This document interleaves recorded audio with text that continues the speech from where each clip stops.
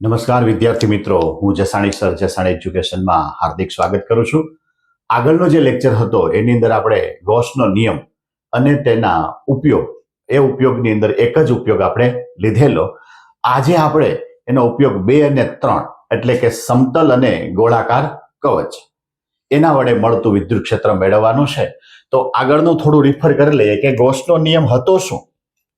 તો કે ગૌસનો નિયમ એવો હતો કે કોઈ બંધ પૃષ્ઠની સપાટીમાંથી પસાર થતું ફ્લક્સ એ બંધ પૃષ્ઠ વડે ઘેરાયેલા વિદ્યુત ભારના સરવાળા અને એપ્સિલોન 0 ના ગુણોત્તર બરોબર હોય. એપ્સિલોન 0 ના ગુણોત્તર બરોબર હોય.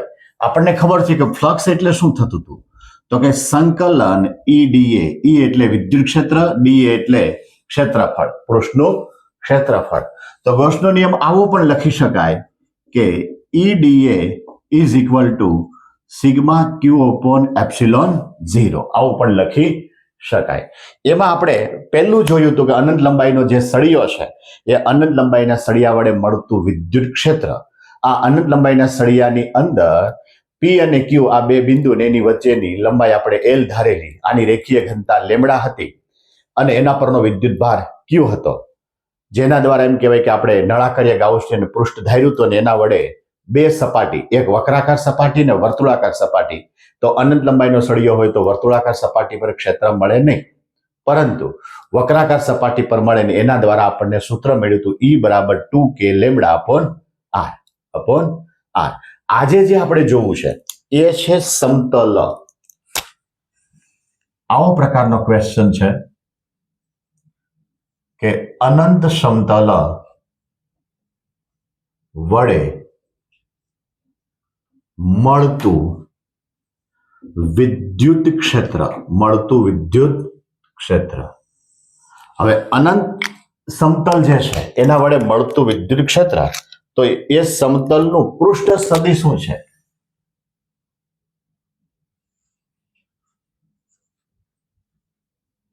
તો કે સમતલની પૃષ્ઠ ઘનતા સિગ્મા છે, તેનું ક્ષેત્રફળ કેપિટલ A છે અને વિદ્યુત ભાર, તેના પર સતત રીતે વિતરિત થયેલો વિદ્યુત ભાર Q છે. જોઈએ અહીં સમતલ દોરીએ. આ જે સમતલ છે એ સમતલ આપણે આવું બતાવી શકીએ.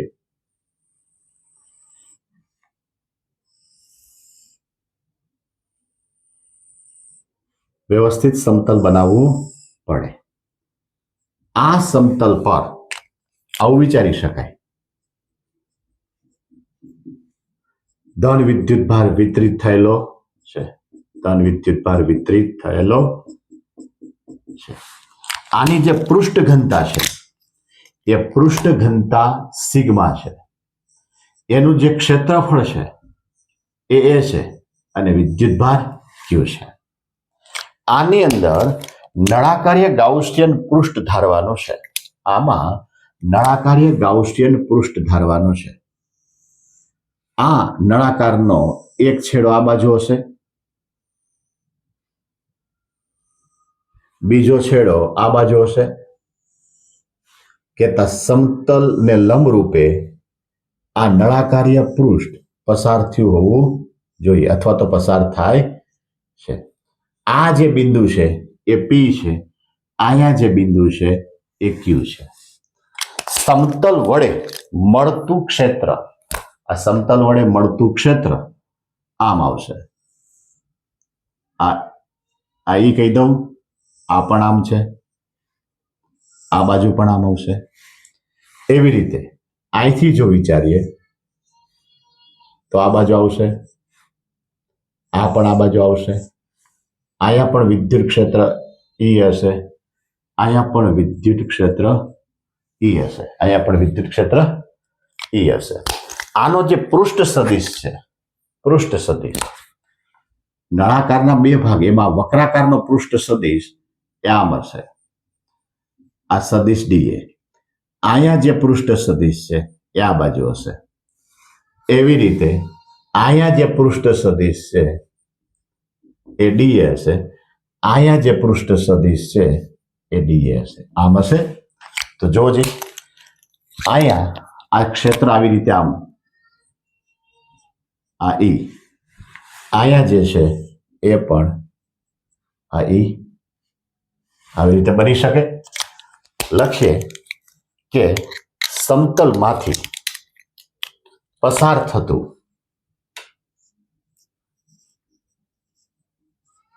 સમતલમાંથી પસાર થતું અને સમતલને લંબરૂપે હોય, સમતલને લંબરૂપે હોય તેવું નળાકાર્ય ગાઉસિયન પૃષ્ઠ ધારતા, નળાકાર્ય ગાઉસિયન પૃષ્ઠ ધારતા, જેની ત્રિજ્યા r અને લંબાઈ કેપિટલ L છે. આગલા ક્વેશ્ચનમાં પણ આપણે આ જ લીધું હતું, જેની ત્રિજ્યા r છે અને લંબાઈ L છે. હવે એમાં એ નળાકારનો પહેલો જે ભાગ છે વક્રાકાર ભાગ,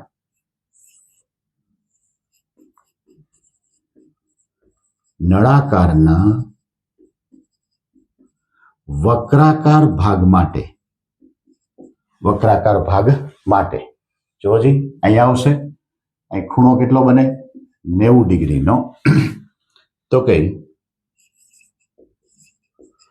વિદ્યુત ક્ષેત્ર E અને પૃષ્ઠ સદિશ DA વચ્ચેનો ખૂણો થીટા બરાબર 90 ડિગ્રી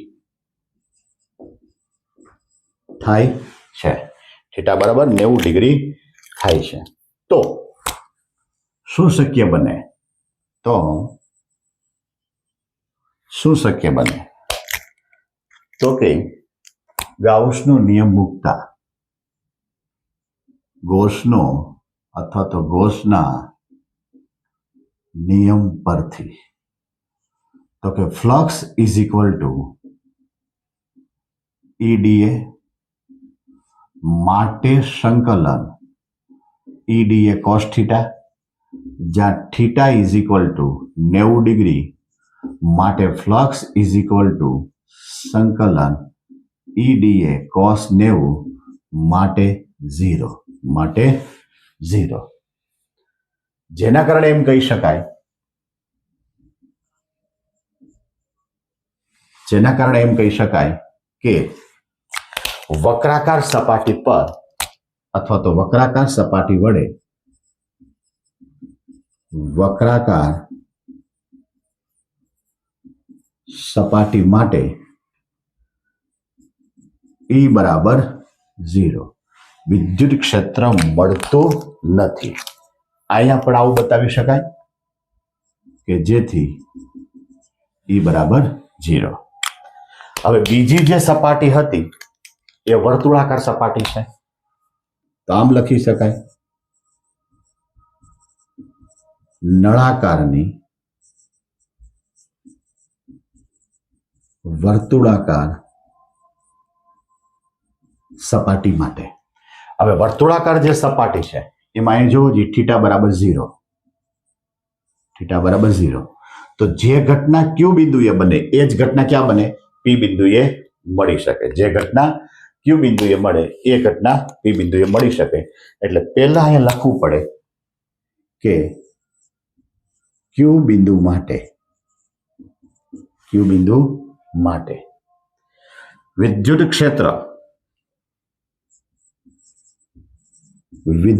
ક્ષેત્ર E અને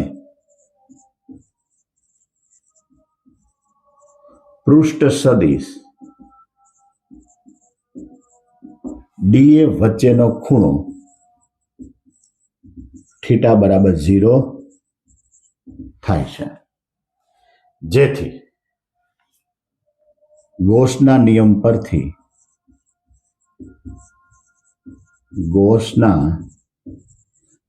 પરથી ફ્લક્સ ઇઝ ઇક્વલ ટુ સંકલન ઈડીએ માટે સંકલન ઈડીએ કોસ થીટા માટે સંકલન ઈડીએ કોસ 0 માટે સંકલન ઈડીએ તેથી ફ્લક્સ ઇઝ ઇક્વલ ટુ શું હતું? ફ્લક્સ ઇઝ ઇક્વલ ટુ આવું ક્યાંક મળી શકે કે સંકલન ઈડીએ બરાબર સિગ્મા ક્યુ અપોન એપ્સિલોન 0, જેથી આ ઈ તો બહાર નીકળી જાય, અહીંયા આવે ડીએ બરાબર ક્યુ અપોન એપ્સિલોન 0, જ્યાં સંકલન ડીએ બરાબર એ અને સિગ્મા બરાબર ક્યુ અપોન એ, જેથી ક્યુ બરાબર સિગ્મા એ. તેથી આ ઈ એ બરાબર સિગ્મા એ અપોન એપ્સિલોન 0 આવડી જાય. તેથી ઈ બરાબર સિગ્મા અપોન એપ્સિલોન 0. આ કયા બિંદુ માટે છે? ક્યુ બિંદુ માટે છે. માટે અહીંયા લખું આ ક્યુ બિંદુ માટે. આવી જ રીતે પી બિંદુ માટે પણ આ ઘટના બને આ બાજુ. તો આવી જ રીતે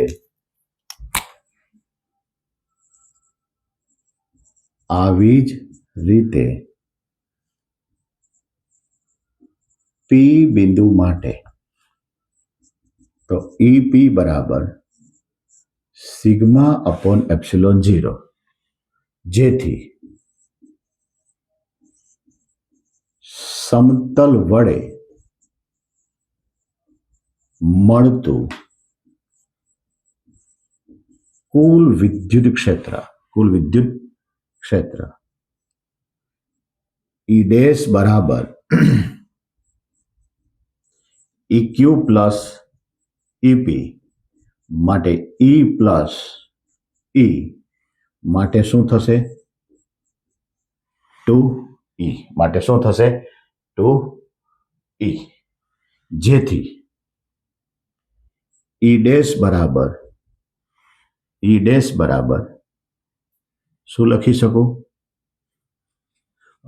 2E બરાબર સિગ્મા અપોન એપ્સિલોન 0, જેથી E બરાબર સિગ્મા અપોન 2 એપ્સિલોન 0. માટે એમ કહેવાય કે સમતલ વડે જે ક્ષેત્ર મળે એ કેટલું મળે?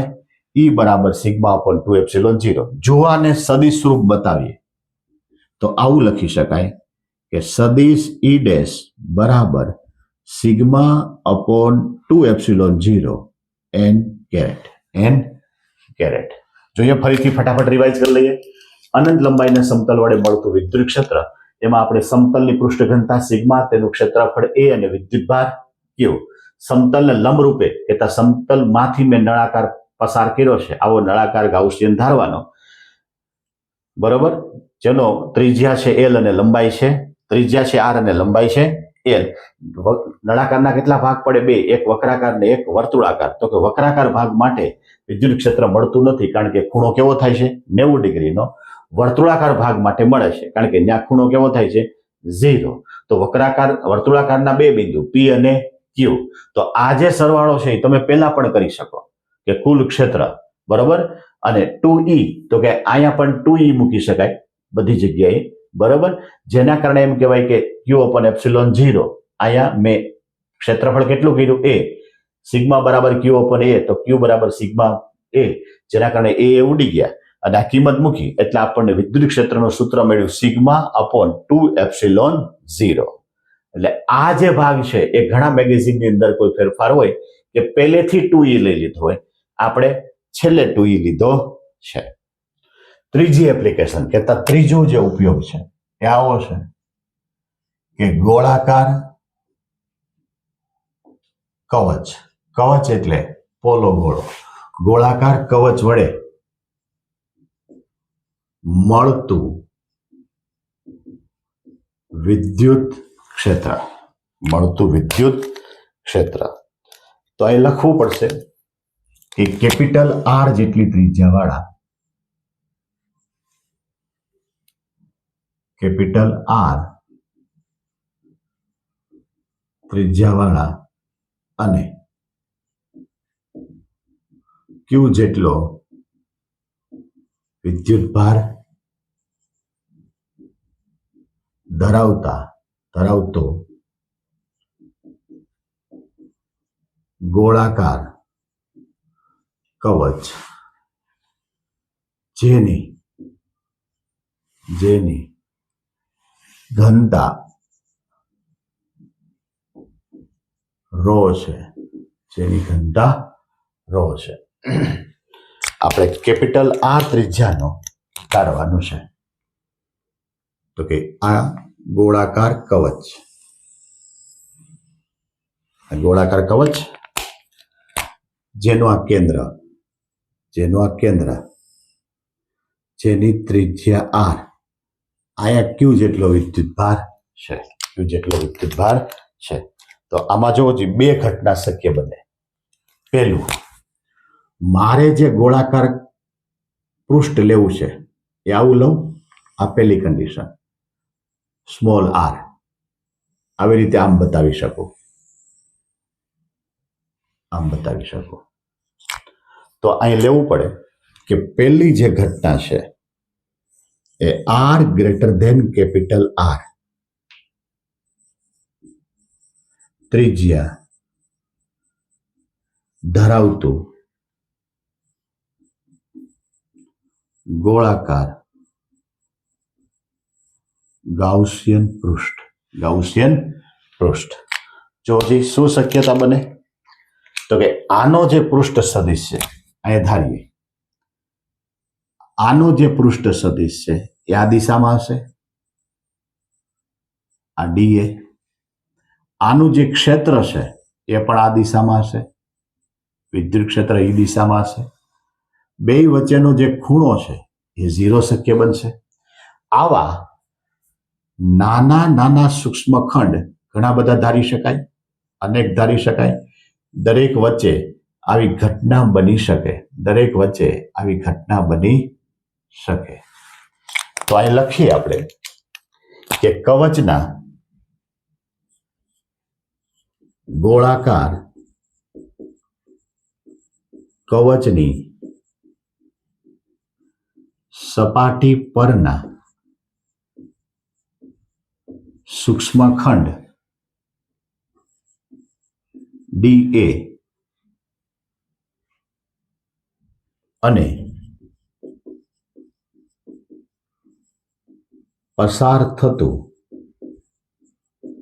વિદ્યુત ક્ષેત્ર એ વચ્ચેનો ખૂણો થીટા બરાબર 0 છે. તો આવું વિચારી શકાય કે ગાઉસના નિયમનો ઉપયોગ કરતા ગૌસના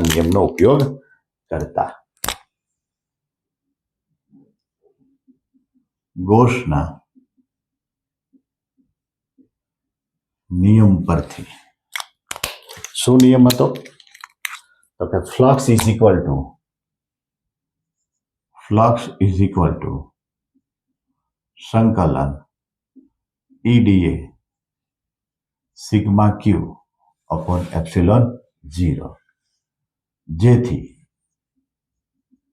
આ ઈડીએ બરાબર ઈડીએ કોસ થીટા. થીટા કેટલો છે? 0. શું કામ 0 થયો? તો કે આ જે સૂક્ષ્મ ખંડ છે એનો પૃષ્ઠ સદિશ ડી હંમેશા આમ હોય, એનું ક્ષેત્ર હંમેશા આમ હોય.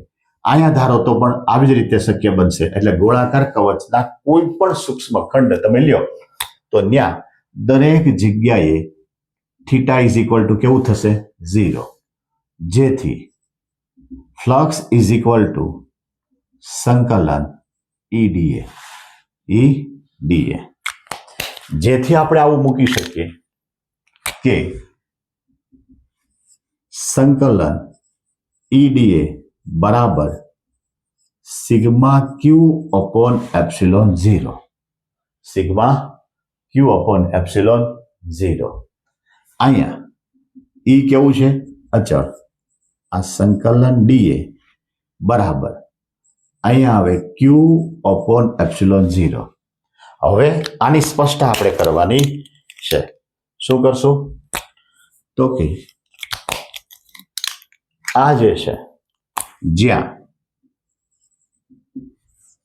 સંકલન ડીએ બરાબર એ 4 પાઈ આર સ્ક્વેર. 4 પાઈ આર સ્ક્વેર. શું મેં લીધું?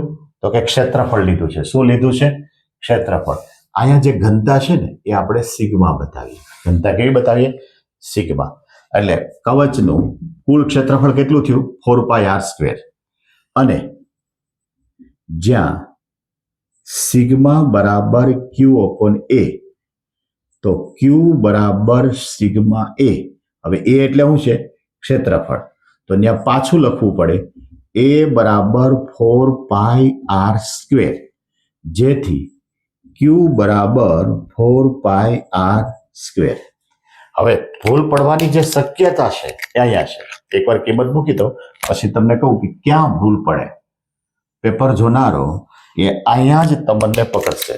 જોવો જી, આપણે સૂત્ર મૂક્યું, એમાં કિંમત મૂકી કે આ ઈ સંકલનની કિંમત મૂકી 4 પાઈ સ્મોલ આર સ્ક્વેર બરાબર ક્યુની કિંમત આપણે મૂકવાની છે કે ક્યુ બરાબર અહીં સિગ્મા તો હોય જ, સિગ્મા ક્યુ બરાબર સિગ્મા 4 પાઈ આર સ્ક્વેર. હવે તમને પ્રશ્ન એ થાય કે અહીંયા જે છે એ સ્મોલ આર છે, અહીંયા જે છે એ સ્મોલ આર છે, અહીંયા જે છે એ કેપિટલ આર છે. બરાબર છે? કેપિટલ આર એટલે આ ઘેરાયેલો ભાગ, આ કેપિટલ આર એટલે આ લેવાનું. સ્મોલ આર એટલે મેં ગાઉસિયન પૃષ્ઠ જે ધાર્યું છે તે, એ ખાસ ધ્યાન રાખવું પડે. આ બે ઉડી જાય તો ઈ બરાબર સિગ્મા, અહીંયા શું આવશે? R square upon small R square. અહીંયા આપણને એપ્સિલોન 0 ભૂલી ગયા એટલે આવું આવશે એપ્સિલોન 0 લખવાનું, કારણ કે ગાઉસના નિયમના છેદમાં શું છે? એપ્સિલોન 0. તો અહીંયા પણ શું આવશે? એપ્સિલોન 0. એપ્સિલોન 0. જો આને આપણે સરખું લખીએ તો એ સૂત્ર આવું લખી શકાય કે ઈ બરાબર sigma upon epsilon 0 R square upon r square, small R square, small R square. તો જોવો જી, આને સદિશ સ્વરૂપે લખવું હોય તો આમ લખી શકાય. સદિશ ઈ બરાબર sigma upon epsilon 0 R square small R square N caret, એટલે ત્રિજ્યા વર્તી દિશા. જો સપાટી પર જ ધારીએ તો આવું લખી શકાય. સપાટી પર ધારીએ તો આવું લખી શકાય કે ગોળાકાર કવચની સપાટી પર, તો ત્યાં સ્મોલ આર અને કેપિટલ આર બે ભેગા થઈ ગયા. જોવો જી, અહીંયા જ આપણે આ ધારવાનું છે.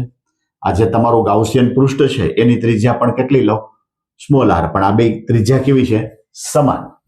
તો એ સૂત્ર આવું લખી શકાય કે ઈ બરાબર સિગ્મા અપોન એપ્સિલોન 0 આર સ્ક્વેરના છેદમાં આર સ્ક્વેર. આ બે ઉડી જાય એટલે સિગ્મા અપોન એપ્સિલોન 0. આવું ક્યાંક શક્ય બને. પરંતુ જો અંદર ધારીએ તો શું થાય? અહીં જોવો જી, અંદર ધારીએ તો શું થાય? એ આવું રોલ કે આ જે ગાઉસિયન પૃષ્ઠ છે ગોળાકાર કવચની હું અંદર ધારું, આ સ્મોલ આર, એટલે બીજો જે ભાગ છે એ આવું લખો, R less than capital R. ત્રિજ્યા ધરાવતું ગોળાકાર ગાઉસિયન પૃષ્ઠ ધારતા. હવે તો આના વડે ઘેરાતો વિદ્યુત ભાર કેટલો થાય? તો કે સ્મોલ કેપિટલ આર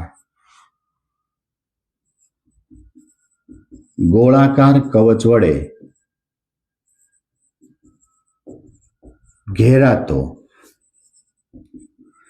વિદ્યુત ભાર સિગ્મા ક્યુ બરાબર 0 થાય છે. સિગ્મા ક્યુ બરાબર 0 થાય છે, કારણ કે કવચ તો કેવું છે? પોલો છે. જેથી વિદ્યુત ભાર જ નથી તો વિદ્યુત ક્ષેત્ર મળે કેવી રીતે? તો આવું લખી શકાય કે ફ્લક્સ ઇઝ ઇક્વલ ટુ સંકલન EDA બરાબર સિગ્મા ક્યુ અપોન એપ્સિલોન 0, જેથી E બરાબર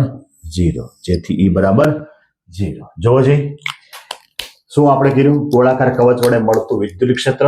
ગોળાકાર કવચ છે જેની ત્રિજ્યા કેટલી છે? R. વિદ્યુત ભાર કેટલો છે? Q. આવું ગોળાકાર કવચ છે. આ ગોળાકાર કવચ પરથી આપણે વિદ્યુત ક્ષેત્ર મેળવવું છે. તો ગાઉસના નિયમ માટે મારે 3 પાર્ટ પાડવા પડે. પહેલો જે ભાગ છે એ હું જે કઈ ગાઉસિયન પૃષ્ઠ ધારું એની ત્રિજ્યા મેં કેટલી લીધી? કેપિટલ R કરતા વધારે. જેના કારણે એમ કહેવાય કે અહીંયા ક્ષેત્ર મળશે. એ ક્ષેત્ર માટે આ ગોળાકાર કવચના નાના નાના સૂક્ષ્મ ખંડ કરો તો એ સૂક્ષ્મ ખંડને હંમેશા એનો પૃષ્ઠ સદિશ લંબ હોય, આમ જ હોય. એટલે આ પૃષ્ઠ સદિશ DA, આમાં ક્ષેત્ર ત્રિજ્યાવર્તી હોય એટલે એ ત્રિજ્યા હંમેશા પૃષ્ઠને કેવી હોય? સમાંતર લંબ હોય છે. જેના કારણે E અને D એ બે સમાંતર થાય એટલે થીટા બરાબર 0 થાય છે. હવે પહેલો જે ભાગ લીધો એ ભાગની અંદર આપણને ફ્લક્સનું સૂત્ર મળ્યું EDA, જેના કારણે ગાઉસના નિયમમાં તો કે EDA બરાબર સિગ્મા ક્યુ અપોન એપ્સિલોન 0, જ્યાં આ DA એટલે ક્ષેત્રફળ, કવચનું ક્ષેત્રફળ થાય 4πr². આ ક્યુ કવચ છે ને ગાઉસિયન પૃષ્ઠ વડે ધારેલું છે. આના પરનો જે વિદ્યુત ભાર છે સિગ્મા બરાબર ક્યુ અપોન એ, માટે ક્યુ બરાબર સિગ્મા એ. એટલે 4πr², મૂળ જે કવચ છે જેની સપાટી પર ક્યુ જેટલો વિદ્યુત ભાર પડેલો છે. આવું જે કઈ છે એ જોવાનું છે. જેના કારણે બે કિંમત મૂકતા બરાબર E4πr² બરાબર sigma 4π capital R² upon epsilon 0. 4π ઉડી ગયા, જેના કારણે આપણને સમીકરણ મળ્યું E બરાબર sigma upon epsilon 0 R² upon small r². સદિશ રૂપ બતાવો તો n કેરેટ આવે. ધારો કે ગોળાકારની કવચની સપાટી પર જ હોય તો બે r કેવા થઈ ગયા? સમાન. તો E બરાબર સિગ્મા અપોન એપ્સિલોન 0 થાય. જો લેસ ધેન r લ્યો કે આની અંદર જો ગાઉસિયન પૃષ્ઠ ધારો તો શું થાય? તો કે અંદર જો ધારો તો એ ગાઉસિયન પૃષ્ઠ વડે ઘેરાતો વિદ્યુત ભાર સિગ્મા ક્યુ બરાબર કેવો થઈ જાય? 0. જેના કારણે એમ કહેવાય કે વિદ્યુત ક્ષેત્ર મળતું નથી. જૂની ટેક્સ્ટબુકની અંદર આના પછીની પણ એપ્લિકેશન છે એ છે ઘન ગોળો. એ આપણે નેક્સ્ટ લેક્ચરમાં જોવાની છે. આના પરના એક્ઝામ્પલ પણ આપણે નેક્સ્ટ લેક્ચરમાં જોવાના છે.